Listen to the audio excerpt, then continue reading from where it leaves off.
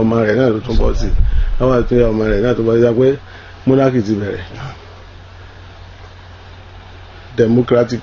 government mẹ́wàá di tó bá fẹ́ bẹ̀rẹ̀ yóò kọ́ bẹ̀rẹ̀ ní millicracy yẹn ni pé àbí kó jẹ́ oligocracy àbí kó jẹ́ monocracy ìjọba tó yẹn bá ti gbàjọba lọ́wọ́ ẹ̀ tí wọ́n bá fi democracy establish yóò kọ́kọ́ bẹ̀rẹ̀ pẹ̀lú àwọn tó bá yá yóò di full democracy tó bá yá yóò padà sí monocracy. tó ti yé àwọn aráàlú tí wọ́n gba alákọ̀ọ́kọ́ tó wá sọ pé a tún fẹ́ gbẹ lẹ́ẹ̀kejì pé nígbà táwọn ọmọ wọn ṣe ebi ń ta aláàfẹ́ tẹ́lẹ̀ mọ́ náà nù. meanwhile yóò tún padà repeat again. ìjọba democracy gbọ́dọ̀ ní gbèdéke ọdún níbẹ̀rẹ̀ ìfẹ́ fi orílẹ̀-èdè kankan àmọ́ láfíríkà a máa sọ pé láfíríkà ó gbọ́dọ̀ ní gbèdéke ọdún níbẹ̀rẹ̀ nítorí pé ìjọba ọba ìlú ìjọba tọ́ba ìlú ń ṣe monarchical government ìjọba àwọn àfitọ́ba ń bá kú tó sì dà bẹ́ẹ̀ but ìjọba democracy ní gbèdéke ọdún tẹ́ni ń gbọ́dọ̀ lò kódà bó bá yẹ pé ń gbádùn rẹ̀ lọ́wọ́ wọ́n ṣẹ̀ṣẹ̀ fi bọ́ pé ó lè ṣe ẹlẹ́ẹ̀kejì kìí ṣe ní Nàìjíríà nìkan nínú gbogbo democratic government ṣe kan mọ́ lọ ni nígbà tó ṣẹ̀ṣẹ̀ bẹ̀rẹ̀ wọ́n ṣẹ̀ṣẹ̀ fi ń bọ̀ pé ó lè ṣe ẹlẹ́ẹ̀kejì nígbà wọn á ń gbádùn ìjọba àwọn kan pé ṣé ń lọ náà nù làwọn áùsì tún wá jòkó pé èèyàn lè máa ṣe second term wọ́n padà tún fi bọ̀ pé èèyàn lè máa ṣe third term ìgbà tí ìyẹ́ rere ń lọ wọ́n tún fẹ́ fi bọ̀ pé èèyàn lè máa ṣe lọ láéláé ẹgbẹ́ Mandela ọkàn sílẹ̀ kan ó sì kú kò tẹ́ àwọn aráàlú lọ́rùn tó bá lóun ó sì sí wọn ni ọmọ ṣe lọ ó ti di monarchy náà nù democracy gbé kalẹ̀ lórí pèsè kan máa lọ ni tó bá wá ń ṣe kan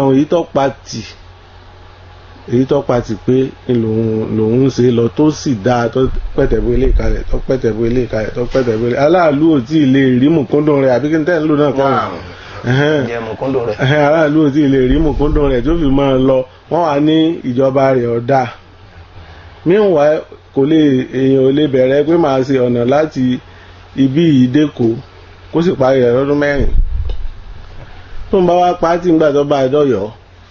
ìjọba mi ti ń bọ̀ ǹjọ́ rẹ́dì láti continue Africa ò prepare léyìn kalẹ̀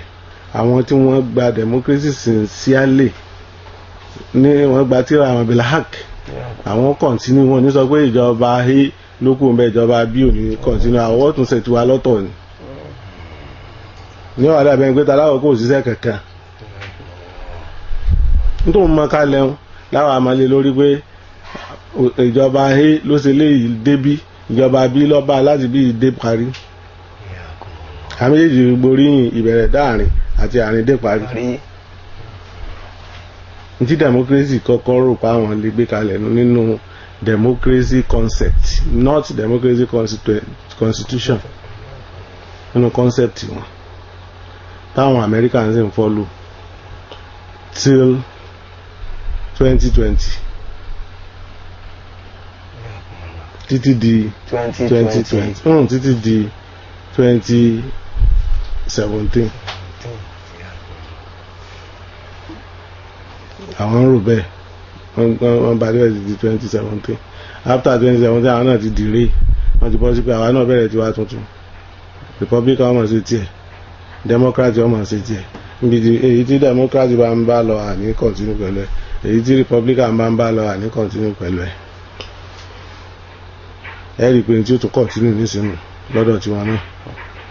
nígbà tí wọ́n bá fẹ́ rìn gbéjọba kalẹ̀ fúnra wọn torí pé ìjọba ṣe pé a fẹ́ gbé ìjọba kalẹ̀ kìí máa ṣe nǹkan kékeré ẹni tó bá fẹ́ gbé ìjọba kalẹ̀ fún yàn kìí ṣe nǹkan kékeré o Ọlọ́run tó ti ké nínú Al-Qur'ani pé òun lòun máa gba ìjọba lọ́wọ́ ẹni tó bá wù òun. Qul Allahumma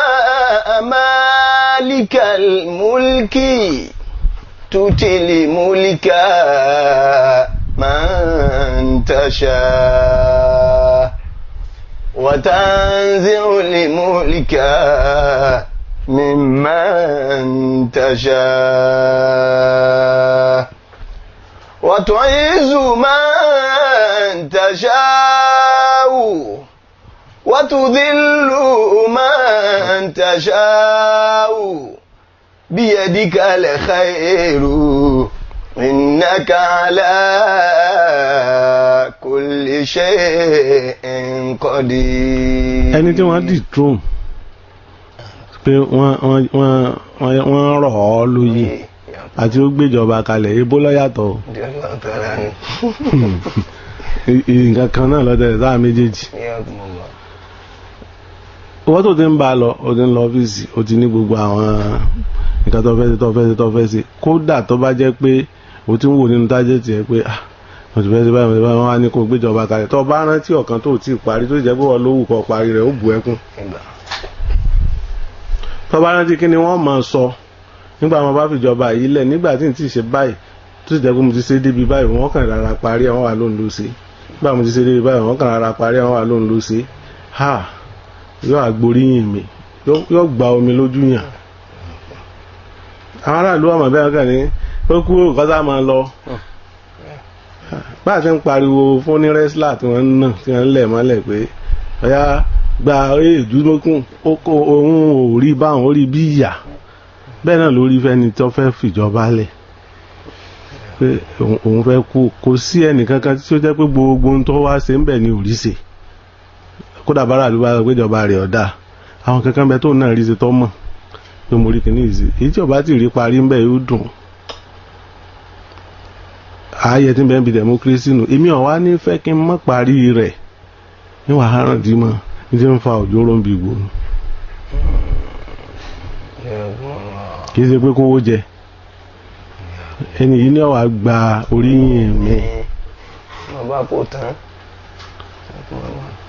ní tí ń fa òjò rò ń bí ìgbò ní wàhálà àti ìdẹ́bí ìgbò yàgbé sọ̀rọ̀ gbò látẹ̀kan ní tí ń fa nù agbára kan tẹ́nìkan ní múlíkù wọ́n wá bọ́ aṣọ rẹ̀ kúrò lọ́rùn ẹ̀ wọ́n bọ́ aṣọ yìí kúrò lọ́rùn rẹ̀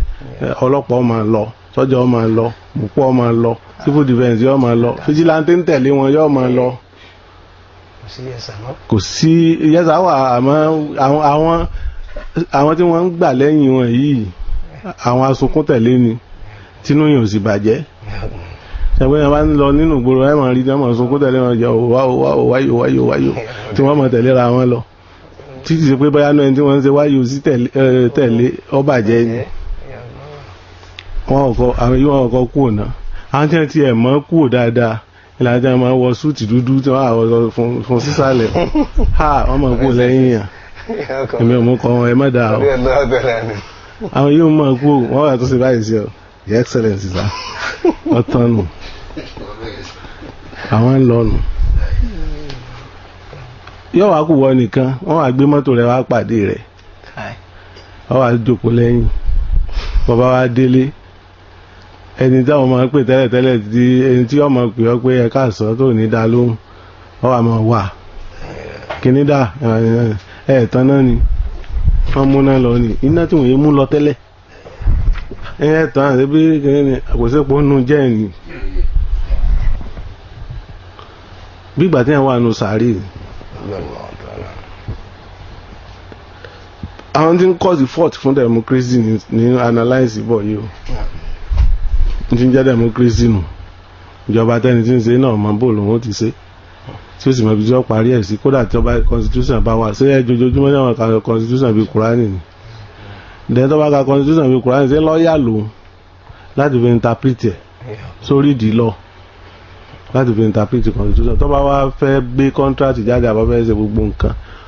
ẹ̀kọ́ bí àti ṣe kò ní tẹ́lẹ̀ níjọ́ tó débẹ̀ tí wọ́n ṣépè fún níjọ́ náà lọ́mọ̀ pé báyìí léèyàn máa ṣe wọ́n máa kọ́ bí ìgbà tí wọ́n kọ́ máa kindergarten òun náà máa pretend bẹ́ẹ̀ pé ohun tí èkó ń bẹ́ kò yé. àwọn wo ló yé nínú ìjọba àwọn tí ò sì ṣe democratic àwọn tí ó wà democratic ní ìjọba democracy yé tí wọ́n sì wà diplomatic they were not democratic at the same time they were not diplomatic. Àwọn wo nu àwọn PAMSEC iṣẹ́ tí wọ́n ní wọ́n ń ṣe. Wọ́n ní kò sí ọba abú ìjòyè bú náà lọ́wọ́ àbí kò sí gómìnà bú PAMSEC bú lọ́wọ́ kò sí kọmíṣánná bú PAMSEC bú lọ́wọ́ torí pé àwọn gangan ni ìjọba àwọn ni wọ́n mọ ìjọba ilé iṣẹ́ yẹn àwọn ni wọ́n mọ̀ sí. Gómìnà tó bá jẹ́ gómìnà tó ní wisdom torí rẹ̀ complete tí wọ́n check ẹ̀ pé orí eléyìí Ikima ó wà ńbẹ̀, Akilu ó wà ńbẹ̀, Ilimu ó wà ńbẹ̀, orí ẹ̀ complete nù. Ṣé gómìnà torí rẹ̀ bá complete yóò máa wá ask kò ní query àwọn PAMSEC.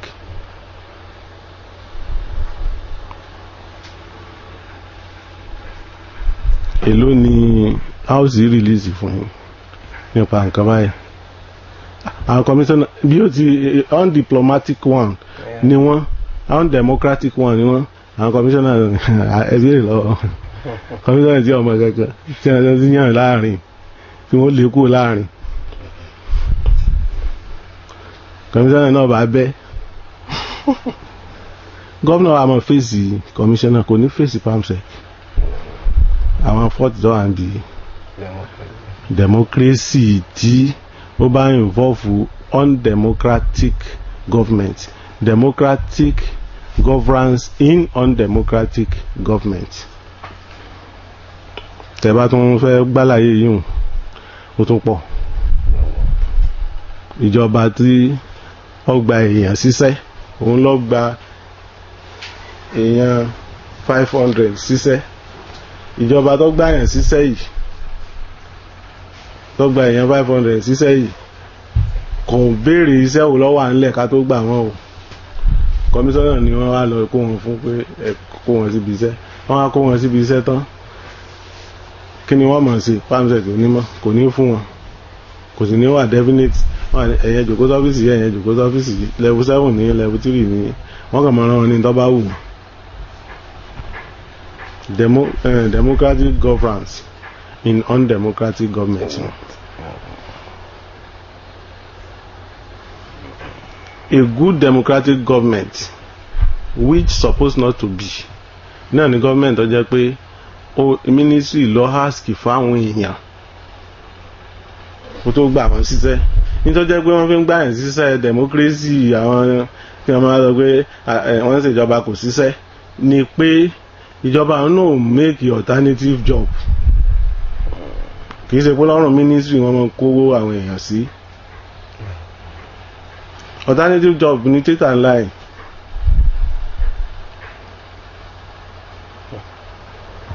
wọ́n gé roko wọ́n gbẹ̀fọ́ Yorùbá àwọn òye yín wọ́n gé ìrókò wọ́n gbin ẹ̀fọ́ wọ́n gbin ẹ̀fọ́ wọ́n pa títà ńlá rẹ̀ ìrókò nù tí ń wá sẹ́fẹ̀yàn tó pọ̀ wọ́n á gbin ẹ̀fọ́ síbẹ̀ ní tí àmọ́ nǹkan tí wọ́n fi síbẹ̀ ìjà wọ́n sá gbin ẹ̀fọ́ kí á ní ẹ̀yà mélòó ní ọjọ́ ẹ̀fọ́ wọ́n gé kòkó wọ́n gbin lá ilé ìsáná wọ́n parẹ́ wọ́n á gbin nǹkan míì síbẹ̀. ṣé ń yé yín báwọn wọ́n gé igi ẹ̀mí wọ́n á gbin ata ilé iṣẹ́ textile wọ́n gbé kó mbẹ́ wọ́n á gbin nǹkan míì síbẹ̀. Èló la tá fẹ́ mú wá èló ni lá fẹ́ mú wá èló lẹ̀fọ́ fẹ́ mú wá. Tíjọba bá ní alternative job pé alẹ́gbàyàn síbi tí ọ̀kan PAMSEC tí ọ̀kan commissioner alẹ́gbàyàn síbi kìí ṣe parastatal gan company ni manufacturing company ni marketing company ni production company ni tí a bá ń dá lẹ̀ bẹ́ẹ̀ democracy ò ní ìtumọ̀ but orílẹ̀-èdè tí àwọn tọ̀hún tí wọ́n gbé democracy wá àwọn ọmọ yìí òun ṣe nínú olówó ara àwọn tí wọ́n ń pé ìjọba táàsì ìjọba tolóṣèlú ni nínú olówó wọn ni wọ́n ti mú pé ìwọ ẹ kóra yín pọ̀ papọ̀ ẹ fọ́ọ̀mù cooperative tẹ́ bá ti wá fọ́ọ̀mù cooperative náà ronú nípa nǹkan tẹ́ mọ̀ sí ní tẹ́tà láì táwọn wí ní United Kingdom there were 25,000 sugarcane farmers more than now wọ́n ti jù bẹ́ẹ̀ lọ báyìí àwọn ènìyàn fọ́ọ̀mù tẹ́tà láì ẹ̀rọ kíjọba kan nù tí ọkàn ìjọba ọmọ aráàlú ọmọ rí sẹ́wọ́dọ̀ tí wọn ilé iṣẹ́ tí ń ṣe Suzuki ilé iṣẹ́ tí ń ṣe Yamaha orílẹ̀-èdè ìlú kan nínú orílẹ̀-èdè kan ní Japan ní Korea ilé iṣẹ́ tí ń ṣe Hyundai orílẹ̀-èdè ìlú cooperative kan ní ilé iṣẹ́ tí ń ṣe Honda cooperative kan ní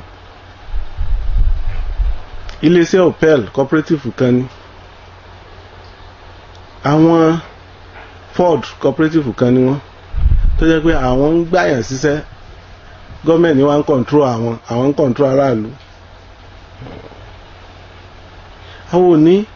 àfi táwọn àwọn aráàlú tí a bá ti dórí oyè náà wọ́n tún sọ pé iléeṣẹ́ tó wà yẹ parẹ́ àwa fẹ́ lò fún nǹkan míì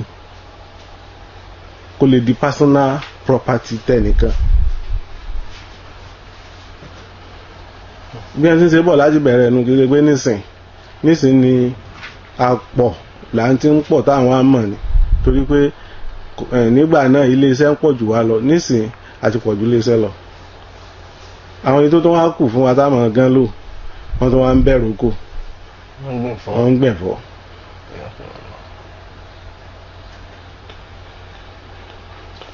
orílẹ̀-èdè kan ìjọba kan tó bá ní gọ́ọ̀tì láti sọ pé wọ́n fẹ́ auction company tí mo ní ọ̀yẹ́ gbogbo aráàlú ọ̀ká ọ̀sọ́ pé kí wá sẹ́yọ̀ kan kìí ṣe méjì ẹ lọ Acmen ní Ìkẹjà ẹ lọ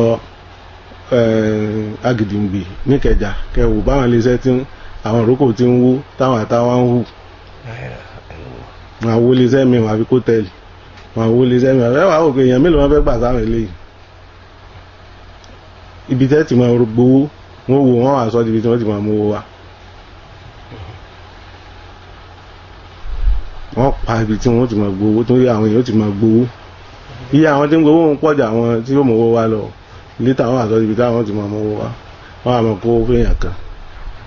kan wọ́n bá sọ àìdọ́ lọ́rọ̀ òní tó máa sponsor democracy mi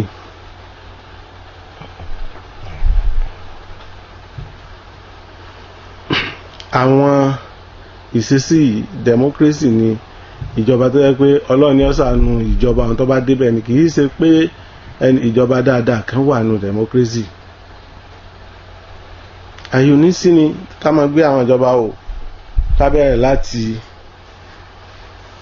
1900 tí democracy ti wọ Africa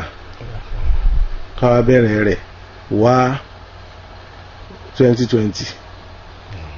a rí i pé à ń rò pé ìjọba báyìí dáa ni ìjọba àwọn ọ̀dà ìjọba tó mọ Sankara kìí ṣe ìjọba democracy ìjọba Muritala kìí ṣe ìjọba democracy ìjọba bẹ́ẹ̀ bẹ́ẹ̀ ṣá wọ́n yìí ṣe ìjọba democracy ìjọba democracy ni ìjọba tá a gbádùn tá a mọ̀ tá a sì fẹ́ràn òun níjọba tí ọjọ́ pé tó bá fẹ́ sọ̀rọ̀ yóò pàṣẹ sí house ẹgbẹ́ bá ti bẹ̀rẹ̀ nu tó bá fẹ́ sọ̀rọ̀ yóò pàṣẹ sí house lower house yóò pàṣẹ sí upper house yóò wà pàṣẹ padà sí yóò wá wò pé níta ṣe yìí nígbà wọn láwọn ọ̀fẹ́ náà nígbà wọn láwọn ọ̀fẹ́ ẹ̀já lọ sí padding of budget democracy ni wọ́n ṣe SMC ò lágbára láti pàdé budget wọ́n jòkó lónìí náà wọ́n sì sọ̀rọ̀ budget wọ́n sì parí ẹ̀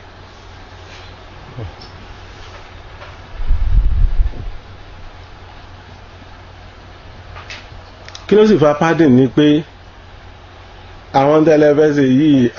a fẹ́ ná 500 naira síbí ẹ wá rìlíìsì 200 naira lẹ́yìn ìgbà tí ẹ wá rìlíìsì 200 naira owó tí ẹ fi náà ńgbà náà tẹ́ fẹ́ lò fún tẹ́ pé hùn nígbà tẹ́ bá fi rìlíìsì owó kò ní jẹ́ oṣù kò ní jẹ́ ìjọ òun yóò jẹ́ oṣù 6 lẹ́yìn ìgbà náà oṣù 7 lẹ́yìn ìgbà náà owó òun sì tún wá pọ̀ nínú dọ́là yóò ti wá jẹ́ owó tó ti tálùbá ti wọ̀ so 200 naira tẹ́ wá rìlíìsì náà ti wá tún di 180 ni wọ́n fi nígbà náà láyé àwọn Ṣàgárí ni wọ́n fi ń pádìn rẹ̀ làbí máa ń pe Ṣàgárí type Benz ní padded.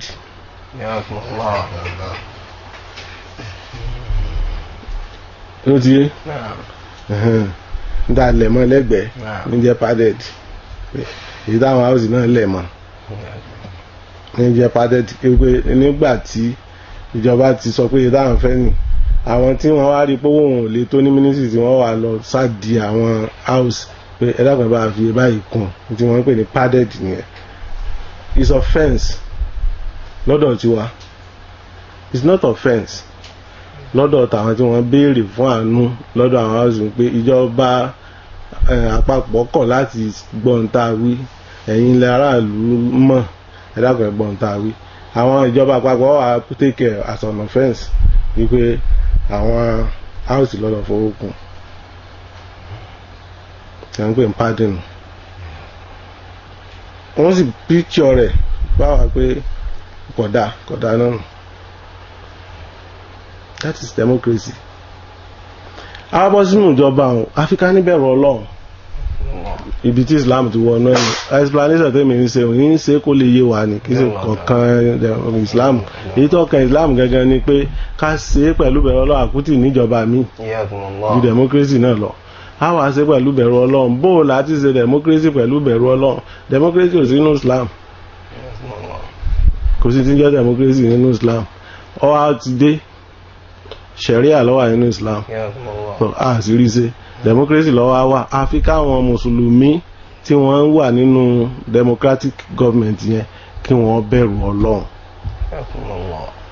níta ń sọnù àwọn explanation tá à ń ṣe yìí kó lè yé wọn pé níta ṣe ń bẹ ní tí wọ́n ń ṣe ní òkè báwo tí wàá yẹ̀ wò ní eré àbíta wò ní sẹ́wọ́n pé mi ò lè kọ́ wọn pé ibi tí ẹ̀kẹ́ wò ní pàdé mi ò sí ń bẹ̀ àmọ́ eré àbíta wà wò ní o. Declaration of property pé mo ti wà ní of asset mo ti wà nínú ìjọba yìí mo ti di councillor nígbà tí n ṣe kí n tó di councillor kí n mo ní ọ̀sọ̀ ibi ìbẹ̀rù Ọlọ́run wà nù kí n tó di councillor kí n mo ní ọ̀sọ̀ mo ní 30 naira mo sì kọ́lé yàrá 2 mo ní nǹkan báyìí wọ́n máa ń ṣe bẹ́ẹ̀ ní bank tí a bá fẹ́ fi ọjọ́ bank manager ní tí a bá fẹ́ fi ọjọ́ anything wọ́n máa ń ṣe bẹ́ẹ̀ ní any multinational company ọ̀sán tó ní kò tó gbaṣẹ́ kódà wọ́n máa ń ṣe bẹ́ẹ̀ báwọn spam sector wíì náà nígbà ìmọ̀ bọ́yọ́ wà mọ́ nísìn wọ́n máa ń ṣe bẹ́ẹ̀ fún anybody tó bá fẹ́ ṣiṣẹ́ lọ́ndà ìjọba àbí lọ́ndà ilé iṣẹ́ kan tí ó gbòòrò wọ́n máa ń ṣe bẹ́ẹ̀ fún wọn. Declaration of assets part of ìbẹ̀rù Ọlọ́run tó wà ní part of ìbẹ̀rù Ọlọ́run tó wà iná nìkan declare asset rẹ̀ àkọ́kọ́ nù tó bá jẹ́ mùsùlùmí tó wà nù ìjọba tí a bá ní declare asset ní declare tiẹ̀ láyé pé declare 2 million nígbà tó sì fẹ́ kó mẹ́ wọ́n padà wo wọ́n rí pé 10 million ló kú wà nínú owó rẹ̀ níbo tó wá rí 10 million sí ń gbowó oṣù ni sí ń travel ni ṣé gbọ́dọ̀ mọ̀ yẹn rí mọ́ kájọ ṣe business àbí tí wọ́n bá wà láì ṣèjọba tẹ́lẹ̀ náà 2 million ní ìdò níní ṣe bó o lè defend owó ẹ̀ èèyàn sáà gbọ́dọ̀ wà at 2 million ní 2018 kó sì tún wà at 2 million now téèyàn bá ń progress kódà téèyàn bá ní 2 million ló fi bẹ̀rẹ̀ ó wá parí pẹ̀lú 2 billion kó tó bá ti lè defend ẹ̀ no problem. Connection mi ni mo fi mọ ẹni báyìí àtẹni báyìí ni mo fi mọ lórí ilé iṣẹ́ báyìí níbi ìjọba tí mo wà ni mo fi mọ wọn ni mo fi ṣe business báyìí pẹ̀lú wọn London company tèmi tí mo ní tí ọ̀kan ìjọba yìí sì ṣerú business yìí so kí wọ́n ní tí n sì ń bá agbára tí Ọlọ́run fún mi ni mo fi ní connection èèyàn lè ní láì kówó jẹ ìyẹn lè ní láì kówó jẹ pé bí mo ṣe jẹ́ ẹni báyìí nínú ipò mo sì travel kúrò Nàìjíríà mo travel lọ bòmí láti wo bí mo ṣe lè ṣe dáadáa fórílẹ̀-èdè mi bẹ́ẹ̀ náà mo ti wá pàdé irú òwò báyìí owó tí mo ní ní at that time mo kó fún wọn tó bá ti lè àkáǹtì fún báwo ti kó fún wọn fi bá mi ṣe bísínẹ́sì lọ́wọ́ àdìbáyìí lèmi náà wá import ẹ̀wọ̀ Nàìjíríà ní bísínẹ́sì yẹn èso oúnjẹ nìkan lè yẹn import èmi náà sì establish rẹ̀ pẹ̀lú báńkì báyìí wọ́n sì lọ bí báńkì wọn wọ́n bá ti níbẹ̀ ni kò sí wàhálà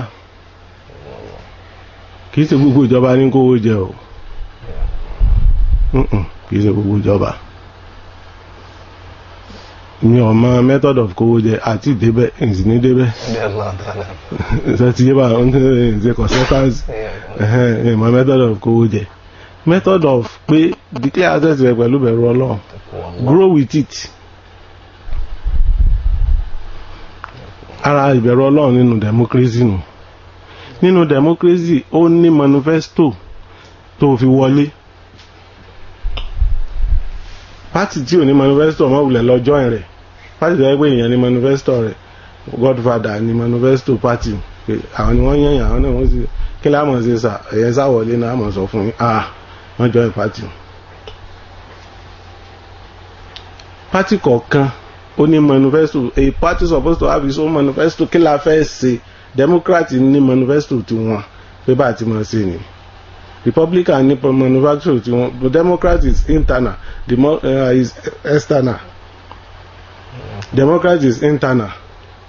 àwọn kálukú wọn ní ìjọba manifesto wọn tí wọ́n bá ti gbé ìjọba kalẹ̀ ẹ rí i pé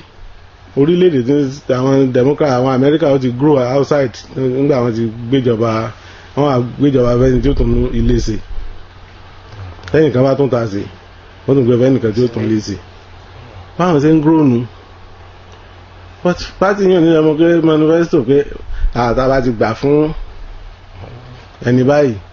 gbígbà tá a gbà fún gbogbo tó bá ní àṣẹ náà láàmọ̀ sí gbogbo tẹ́gbẹ́ bá wí kí lẹ́gbẹ́ kọ́lẹ̀ kì í ṣe pé tẹ́gbẹ́ wí kí ẹgbẹ́ ò ní wí ẹgbẹ́ ọ̀kọ́lẹ̀ ní pé tá a fẹ́ mọ̀ sí ni níjọ́ wọn bá establish party kan ni wọ́n ti establish manifesto rẹ̀ níjọ́ wọn bá take change manifesto yẹn Congress ni kì í ṣe ti ẹgbẹ́ bá wí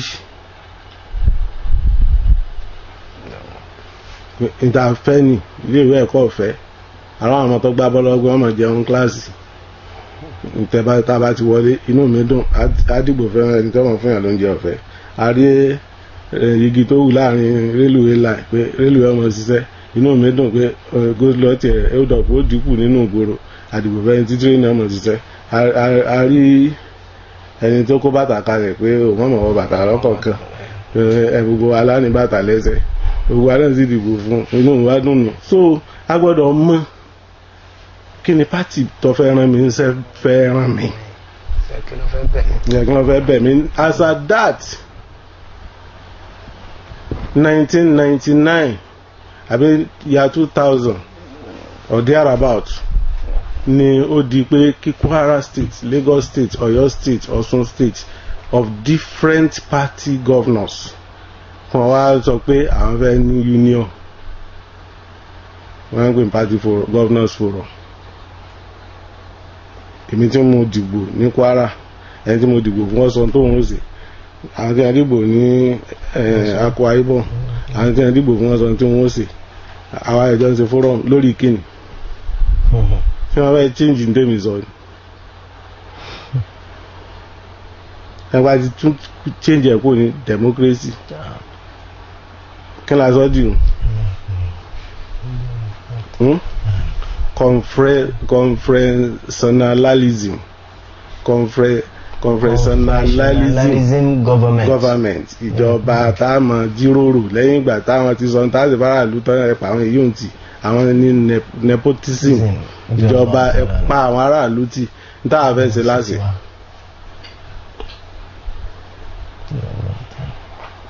àìsíbẹ̀rù Ọlọ́run pati NNPC ló gbé mi wọlé pati MTN ló gbé wọ wọlé orílẹ̀-èdè ti ìpínlẹ̀ tèmi NNPC ìpínlẹ̀ tiẹ̀ MTN ìpínlẹ̀ tẹ́lẹ̀ Glo pati Glo tó gbé mi wọlé tí mo ní ìsè fún wa ni kò sí tọ́kàn mi pẹ̀lú tí tábà fẹ́ ṣe conference lórí rẹ̀ lórí kíni àmọ̀ ṣe mítìnì lé lórí tí màá lọ bá wọn ṣe fórọ̀mù náà ní gọ́vnà fórọ̀ kíní kan fórọ̀. Ǹjẹ́ mo ti satisfy ní tára ló ń fẹ́ ìbẹ̀rù Ọlọ́run tí Islam fẹ́ bá tiẹ̀ bẹ́ẹ̀ jẹ́ pé ìjọba tí Islam fọwọ́ sí ni àmọ́ bẹ̀rù Ọlọ́run láti fi ṣe torí Muslim ni wọ́n. Mo sì sọ fún wọn pé kí gọ́vnà máa sọ pé mi ò sọ nǹkan kan ẹ kàn dìbò fún mi ní iṣẹ́ ẹ̀ máa ń dìbò fódi ni.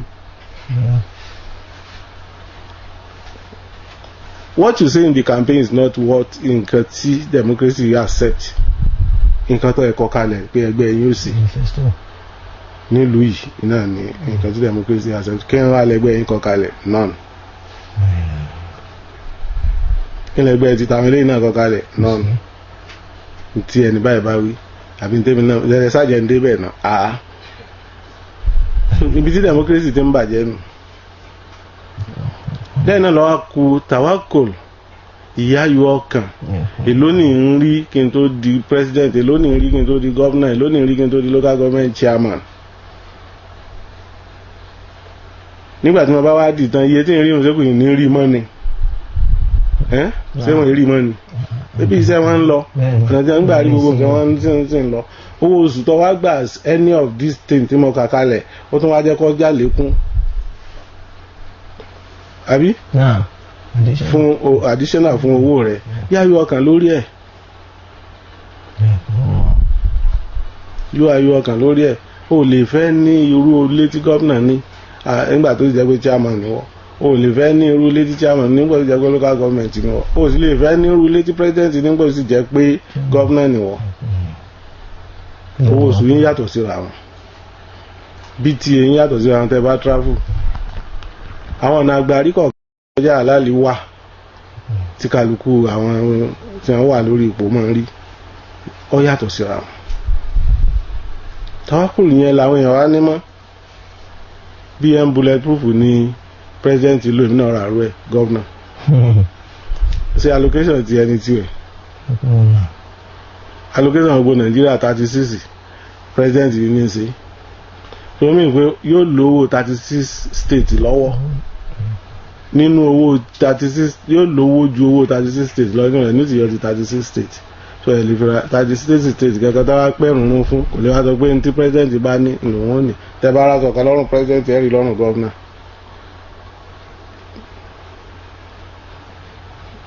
so ti Tawakul yẹn ni ò sí kò sí president bá wọ aṣọ 5,000 naira wọ́n bùn ní ọya ní oko ní ọ̀nà lọ́lọ́ lè gbé fún tẹ́lọ̀ rẹ̀ gbọ́ bá wọn rìn gọ́vnà gbọ́dọ̀ mọ́ owó bẹ̀ pé ibi táwọn lágbára nù tó ń bá fẹ́ wọ̀ náà ni ọ̀gá wa ni ẹ̀sìn tó ń bá fẹ́ tó ń lágbára nù ẹ̀jẹ̀ mi náà rán tí mo bá lágbára. bí èèyàn fa sọ rán jákẹ́ẹ̀tì material tó bá fi rán jákẹ́ẹ̀tì pé gbogbo ìgbà jákẹ́ẹ̀tì ni máa wọ̀ iye tí wọ́n ta jákẹ́ẹ̀tì ló important o kì í ṣe jákẹ́ẹ̀tì tó rán style tó wù ọ́ lọ rán so ti yé ọ̀sá àfitẹ́rù nágbádá mẹ́yàn fitẹ́rù nágbádá kò tó jákẹ́ẹ̀tì ẹlòmíì kò tún kó sẹ́sì kò tó jákẹ́ẹ̀tì ẹlòmíì. So àwọn ayọ̀ ọkàn là ń kọ́kọ́ ń rò lọ́wọ́ ara wa náà pé káyà ayọ̀ ọkàn ibi tá ti dúró nù àìsàn àbọ̀ sí ká gbà nípa yawmil akhir wa tawba sadaqallahu alazim. alhamdulillahi rabbil alamin.